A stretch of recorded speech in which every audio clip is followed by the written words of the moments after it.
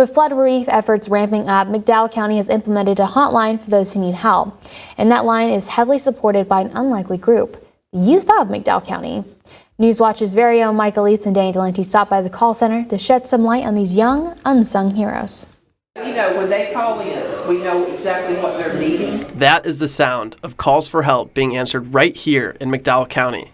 After the demand was much greater than the supply, citizens teamed up with law enforcement to take some stress off of the emergency operators. Quickly realized that the 911 center was getting overwhelmed with calls and stuff, so we figured out a way to be able to redirect those to somebody else that we could get them help quickly. That's what we want to do. We want to be able to get people help as quickly as we can. Getting people help as quickly as they can is exactly what is happening, but it is with the help of McDowell County's youth. So we have some HISTA students that call in and volunteer. We have some JAG students that call in and volunteer, which helps them, be able to get some volunteer hours and stuff. Not only does it give them volunteer hours, but for some, it changes their world.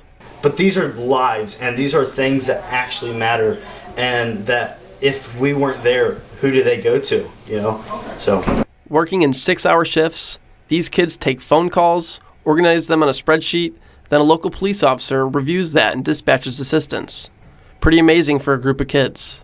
It is an awesome place to be able to see kids who have a work ethic and have a drive and are able to do something and able to, provide something to the table, and it all comes together and makes a wonderful work group. Even though many people lost everything, seeing the community come together in this way has meant more than words can describe for what the future of McDowell County looks like. That means we have a bright future.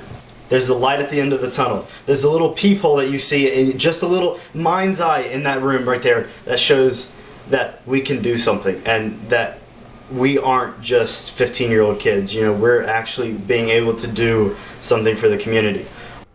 Working day in and day out for the betterment of the community is not lost on these kids, and they will take home lessons more valuable than any classroom could teach. The biggest thing is compassion.